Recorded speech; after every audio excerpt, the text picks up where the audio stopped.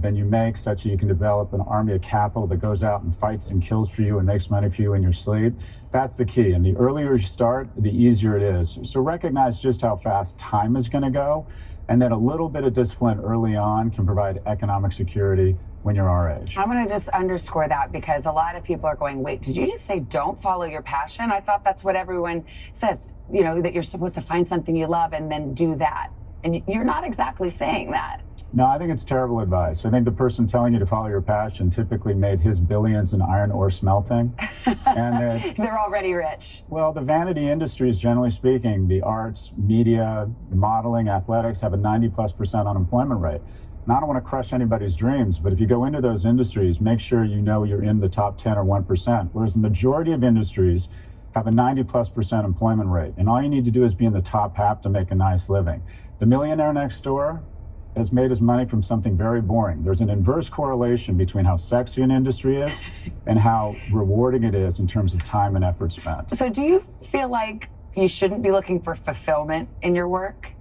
No, I think fulfillment comes from mastery. You know what you get passionate about when you're our age? You get passionate about taking care of your parents. Yeah. You get passionate about not worrying about taking care of your kids. You get passionate about doing amazing things with your spouse. You get incredible joy from giving money away. Tax lawyers, no one grows up saying, I want to be a tax lawyer. But if you understand tax law, if you understand client service, math, can get the certification, the discipline to get a law degree, and you're really good at tax law, you're going to fly private and have a larger selection set of mates than you deserve, which will make you passionate about tax law. Mastery and the accoutrements of being great at anything will make you passionate about that thing. You also say to folks, especially this post-pandemic, don't work from home. Get in the office. Young people, especially men, need guardrails. That's where you're going to find your mentors. That's where you're going to find your friends, your co-founders, and also that's where you're going to find your mates. 1 in 3 relationships begin at work.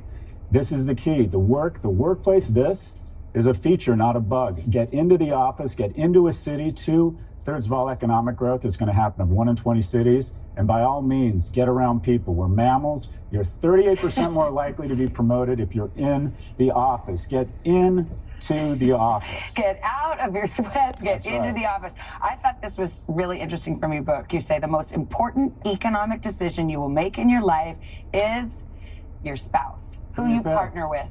Well, the easiest way to snatch defeat from the jaws of victory is divorce.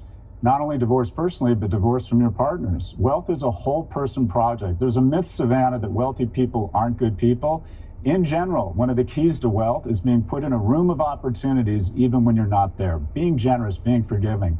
And if you want to avoid professional divorce, the thing that brings down companies, the thing that brings down businesses is a lack of forgiveness and a lack of generosity. You want to be wealthy, you want to stay wealthy, you have to be a loving, forgiving, and generous person. That is the core of building wealth. Wow, it's so interesting, Scott. You touch on all of those things. Thank you so much. In your new book, it's called The Algebra of Wealth. You can find it on our website, today.com/books.